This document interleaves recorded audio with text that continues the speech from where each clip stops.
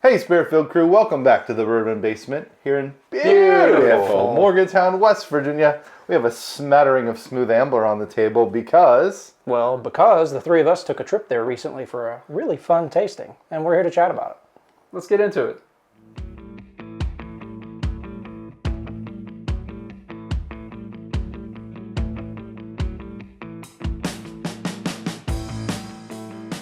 Hey everybody, welcome back to Spirit-Filled USA, the podcast that's Not a podcast. not a podcast. So I'm Ryan, I'm Zach. And I'm Justin. and we appreciate you joining us for another episode. And it's going to be a little bit different this episode because we're going to talk about a recent trip we took to Greenbrier County to the Smooth Ambler Distillery for a pretty neat experience. Yeah, one thing we all have in common is we love Smooth Ambler. Partially because they're, native West Virginia crew, and we have met some of the people over there over the years, especially working in the tasting room and in the distillery. And this was a great experience that came on our radar recently. It is brand new. I don't think I can pronounce what the experience was called. It was inventive, so it was a mix of history and source. So they called it HiStOURCEDical, like historical and sourced. So what Justin said.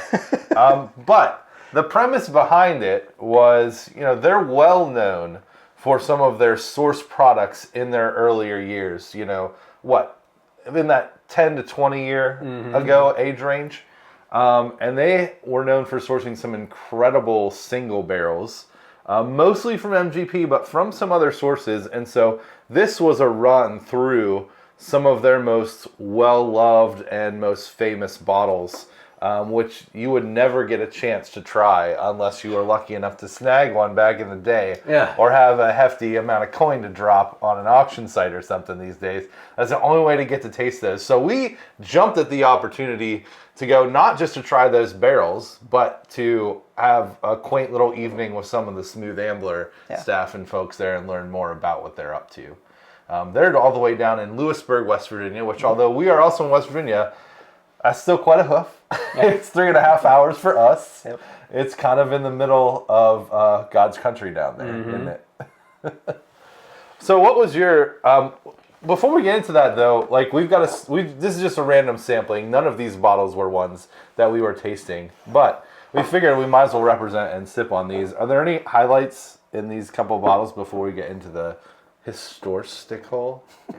I'm going to do Big Level. Yeah, Big Level. You like Big Level. I love Big Level. It's the wheated bourbon. It is, they don't make it anymore, unfortunately. And but they might again. Hopefully, fingers crossed.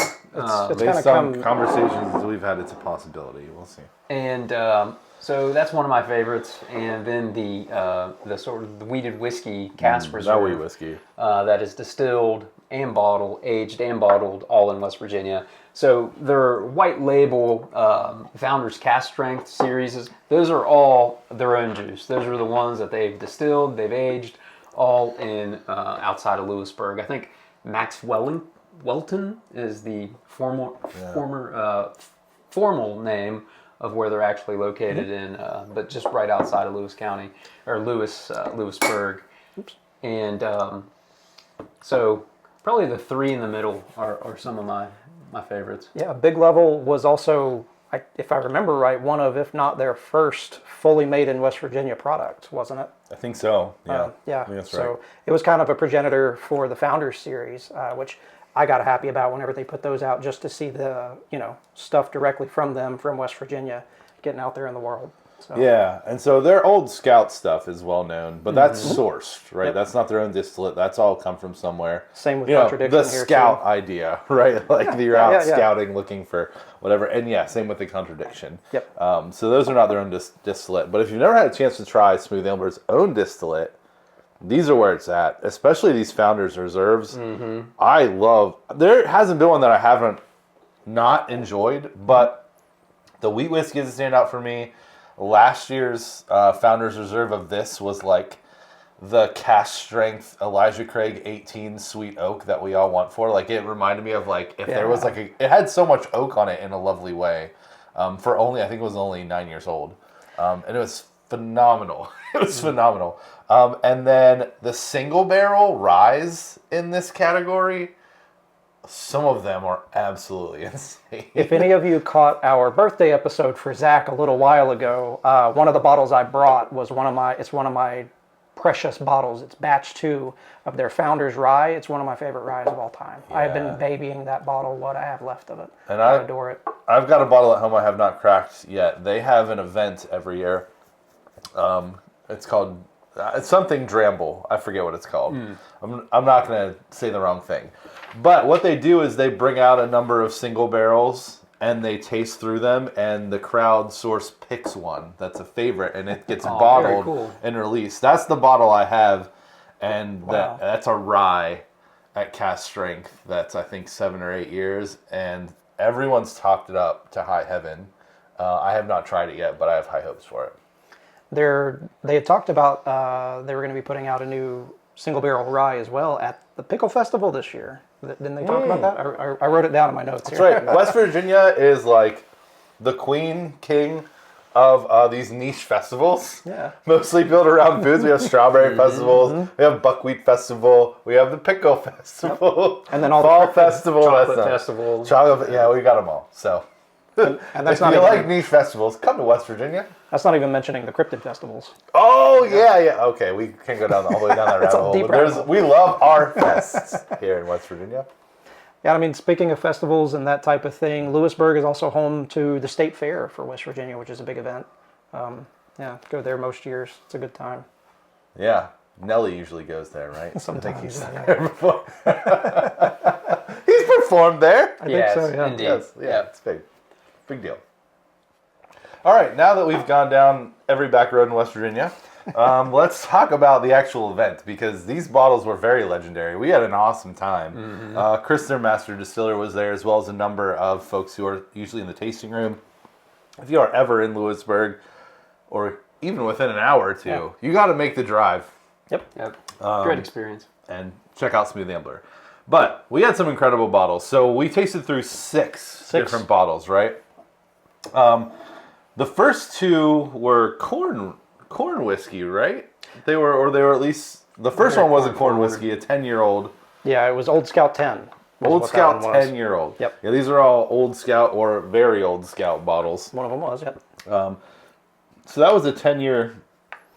Where was that one sourced? Justin's got all the notes here. So let's see. MGP. I think That first one- one was MGP. that one was There only one or MGP. two that were not. Yep. Most of them were, but I remember that being like buttery as anything. Yeah, I think you said Sweet corn cake, delicious. waffles and cookies was one of Yeah. the notes you had. Yeah, on that one. yeah. I wrote that down. Waffles and cookie butter. was my note on that. It was delicious. And that was the master distiller Chris. That's what he said his favorite was was it? in the lineup. Wow. Was Really? that 10-year I missed that. corn whiskey? Yeah, he just liked how velvety smooth that one was.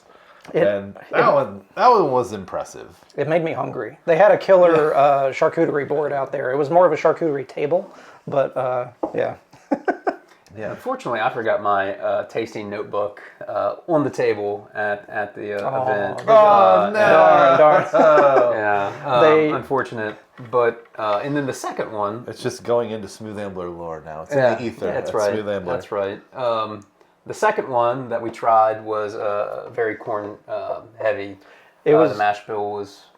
Yeah, it was a 8488 corn rye malted barley. That one was a single barrel select of Old Scout. And it was what, a 15 year? It was 13. 13 years. Which is no joke. Jeez. 13 Two year. corn whiskeys. He wouldn't say where it was sourced from, but it rhymed with pickle. Yeah, but it was a corn. It was a corn. It was so high on the corn that the usual associations with Dickel, I don't think were there. The dusty nuts. Yeah, the minerality. I didn't pick up so much of that. It still had like a little bit of like dusty rickhousey note to it. It did. Which I enjoy. I in a like good Dickel. way, yeah. I'm one of the few folks that actually enjoy some Dickel. I have a few very high age single barrels Nice. that I've enjoyed, but I feel like more people like them than they're willing to admit, perhaps. Like Nickelback or Ace of Base. Something like that. Ace of Base. Yeah. This one was, it had like the dusty feel, but I got like a lot of candy notes out of it. It was quite sweet. Fruity too, Yeah, wasn't yeah. it? Like I remember strawberry on the nose. Yep, we had strawberry. I think I said strawberry Twizzler was one of the notes Yeah, I that got on was a the great nose. one. Yeah. And it was like a Werther's original kind of on the palate with a little bit Yeah. of strawberry, something like that. Like it was really unique. And then with that age to it, it was a cool, unique expression. It really was.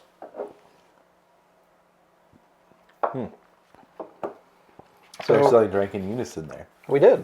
Sorry for the silence.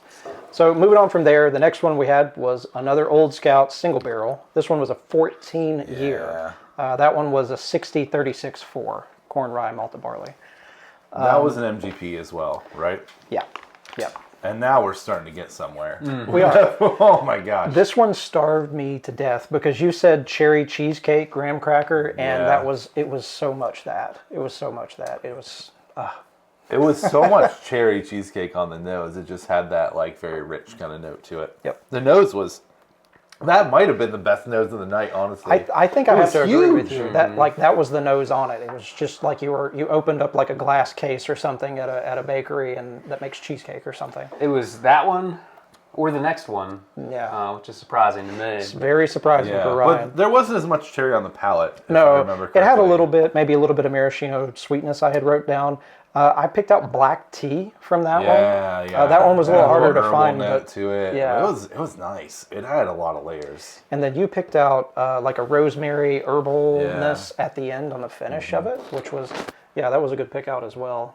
That one was... Because that's a higher rye mash bill on that one, It is. right? So that's Yeah. probably where that's coming 36%. from. Yeah. Yeah, so quite a bit of rye on that one. And And then this is the point in the video when Zach's doing his magic editing that he can put up a picture of the bottles that we. Oh yes, we we got will. to try. We will single all of the labels out here, and they'll flash them up on the screen. Right Then here, we perhaps. got into some super legends. Yes. Right. Like I don't Yes. know anything about Marvel, but how would it compare? What Marvel character would these two bottles be? Well, I think it'd be more like comic book issues more so than characters. Okay. Yeah, Well, there you so this would be like the Amazing Fantasy that Spider-Man showed up in or something like that, like his first appearance. Like the Gandalf and Aragorn. I know that's not So not even issue 1, but like That's DC. This was- someone else's. His first appearance was before he had his own comic. Okay. Yeah. Okay. And these are highly sought after bottles. the Bessie and Ronaldo of Smooth Ambler. $1,000 plus on Unicorn. If you get on Unicorn and just keyword search Smooth Ambler, and you're like, why is that bottle going for that much? Well, Because in the legendary whiskey nerd community, these are insane bottles. So the first one we had was a 12-year rye, which was a limited release. It was a distillery only back in the day. It's got like a black and gold label to it, and oh my gosh. I think one of our friends who was there said that it had gone on Unicorn Auctions most recently for about $2,000. 2100 is what I wrote. 2,100. You wrote it down. I love that you write everything down. And that one was like birthday cake on the nose. Yes, It was yeah. crazy. It was a 95.5, right? Like a classic MGP. Yep, 12 95.5, year. 111 proof. Yeah. Insane. I got like, it had such a big nose to it, but I got ginger ale on the nose, Yeah. which was interesting. Like sort of that, but with the char still involved. It was remember- dusty, it was rickhousey. I remember getting like a lot of dried fruits on the palate and also like super sweet notes. And then also like big rich notes. Yeah. At the end, like it just had every layer to it. It was incredible. I think one of the best things about it was that it was Ryan's favorite. Yeah. Like, Yeah. he's coming around to the rye side. I mean, it's an expensive one, but your favorite, buddy. All right. Indeed. Do you remember what you liked most about that one? I don't. I mean, for all without my notes in front of me, I'm struggling to put it together here. Yeah. But for the same reasons that Zach mentioned, I mean, it was just, it ran the gamut on sort of the tasting experience. You know, it was sweet. You know, it was rich.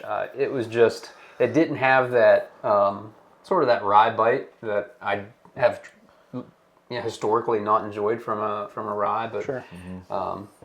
I mean, the it was finish fantastic. just hung on forever on that one. It did. Like that's the longest rye finish I've ever had. I feel like between bourbon and rye, bourbon usually has longer finishes for me. Sure. But this rye beat all the bourbons that we tried and the other whiskeys. I remember that did that have like the pomegranate apricot note on it? It had a pomegranate It's note, crazy. like, kind of towards the It's end so of the rare I've ever palate, but gotten before that. you got into the finish. Yeah. Yeah. Yeah, it was crazy good. But then it also had like the vanilla custardy kind of flavors to it too. It was quite sweet all the way through. I remember the finish being sweet all the way through the end of the finish, which is usually uncommon. Usually the finish is where you get the burn, the tingle, maybe some of the tannins and that kind of thing. The sweetness is, at least for me, in a lot of the whiskeys I've had, is up front. But this was all the way through. The balance was incredible. I mean, listen, I love a Michter's 10-year rye. Yeah, sure. But it blew a Michter's 10-year rye out of the blew water. it out of the water for you? Like, Wow. It really does. Like, I love those, but like, it is not in the same ballpark. So thanks, Smooth Ambler, for ruining incredible ryes for us. Because what is going to top that? I don't know. Their next 12-year Old Scout limited edition rye, I suppose. If they ever do one, I guess we'll have If they get to get back keep to our it, eyes yeah. out for it. Well, hopefully those picks. Penelope's not stealing And they all said- those now. What they Chris was talking about the original MSRPs. Of this model. He was a little And I think sad I was about like, that. That one was the highest. $69 or No, that one something? was the highest. It was like $200. Okay. Yeah, that one I But think, all the other ones were like 60, under 80. $70, $80. Yeah. It's I think that one was, I wrote down 225, but I may have misheard him. Yeah, that's right. That was the highest one by a long shot. But still, that was one of the best ryes I've ever had. Like, Totally worth it. I mean, if that was hit now, my gosh, people would go nuts over it. Then we had another one, which was also killer, which was in the same league. yeah, this As one was that. my favorite of the night. And it was a 16-year-old very old.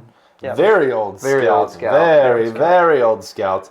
It was also around the same proof, right? It was like 112. it was 113. 112, I've you got the thing right. Well, I cheated. I have the Oh, do you have the right there. picture of the bottle? Yeah. 112. This one was a 75-21-5 on corn rye malted barley.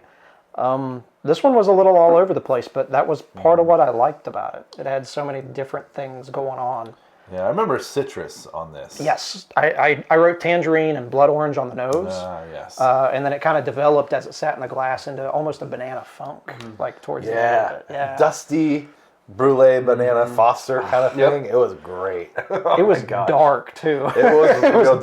dark. All those dark, rich notes were just flying off your palate in 100 directions. It was in the same ballpark. It was splitting hairs between the rye and the bourbon. It was tough. It was tough. Yeah, I think you chose the bourbon, right? I did. 16-year-old bourbon. I did.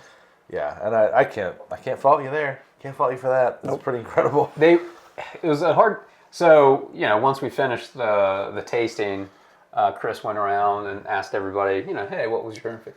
And then just happened to pour you a little bit more. His hand slipped. And They were so generous. So generous. That's what I remember about the experience the most. That hospitality, man. Yeah, the whiskey was of course amazing, but the time in hospitality and making a couple new friends. We were all sitting around small tables. Yep. a guy got to came hang in out from for a while Dayton, after. Ohio. Yeah, people came from all over. So and they're doing future ones of these. It is totally worth it to keep your eye open. I hesitate to give away all the secrets of Smooth Ambler, but I think they probably want us to. There is an email list that you can get on where they will send you updates. So things like this in the future.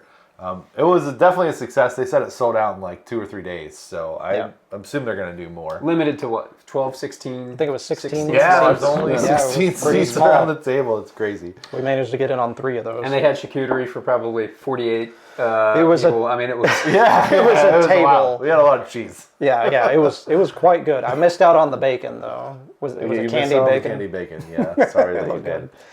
So we still had one more left. We had one more, yeah. And that was That was their Revelation rum. Revelation Rum. And it was quite a contrast. It really was. 26, was it 26? 26 and 28 That's crazy. blended. And so it It has was... a cool label. And they were pot and column still each. Oh, that's right. That's right. And Like, we're I different learned stills. I learned something that day. Yeah. Yeah? Is that they were aged primarily, they were distilled in, Jamaica, Costa Rica, wherever they were distilled, but then they were primarily aged in Canada. Yeah. And so, it's like, wow, that's a 26-year-old rum, but it's very, color-wise, it was light. Mm-hmm. Yeah. But apparently, a barrel stops, it stops extracting the stuff from a barrel when it gets under 45 degrees. Yeah. Yeah, it's like so under 40, 45 degrees. I didn't know that until... I didn't know that degree point either. Yeah, so science. Science, man. Also, thank you, Canada, for aging those for them, yeah. It was way more... after having those giant... Sure. They were big, they were bold. It was much more subtle and delicate. They might have wanted to... Well, I guess I could, hey, here's your, dessert pour of the night. Yeah, sure, yeah, it was definitely a lot of sugar. Probably would have appreciated it a little bit more if we started... maybe with the rum. It was also lower proof. It came in at 99, so it was kind of That's our one tip, Smooth Ambler. Yep. Start them out with the rum next time. Even though it's such a high, cool age. I guess we could have. Out with that. We had him in front of us. We could have started there if we wanted and just ignored his instructions. We could have. But no, that one was really good. It had the regular funk you'd expect on the nose, that molasses note. Just a light... I get a light cola from good rums. Sure. I always get a mango-y kind of note off of older rums like that, and I definitely remember getting that. This little hint of tropical fruit on there. I got a little bit of coconut and spice on the finish of that one, which was quite nice. I do enjoy a good coconut flavor. Because you don't get that very much in bourbon or rye or corn whiskeys, know. So good summer pour. But those aren't around anymore either. I had never had one of those before. I've seen the bottles, they have some of their really old stuff, or I think all the way up to their new stuff. But it's near the ceiling in their tasting room, so you can't get to them. But it's cool to see sort of their lineage there in bottles. The whole thing was really here's some of the best bourbon in the world. Sorry about your luck. You don't have any of them, and there's no way to get them.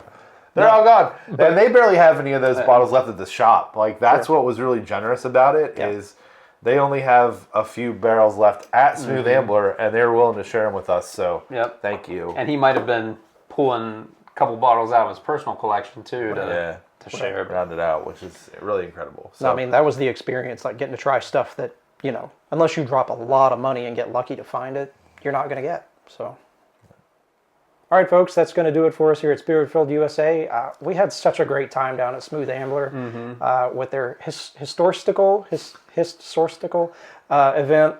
What a great time. What great bottles they were willing to share with us. Stuff you really can't find hardly, unless you get lucky or have a lot of money or both. Yeah, it was really a one-of-a-kind experience that we will not get the chance to drink those again. Most people will not. So we feel very lucky. Thanks to Justin for his precipitous note-taking, so we had a lot to go on for this episode. And thank you to Chris and all the staff down at Smooth Ambler. Y'all are amazing, and we are in your debt for welcoming us and sharing with us. Absolutely. Top-notch hospitality all around. And we appreciate you tuning in for a little bit of different episode here on Spirit-Filled USA. And until we gather again, with in spirit. Cheers. Cheers.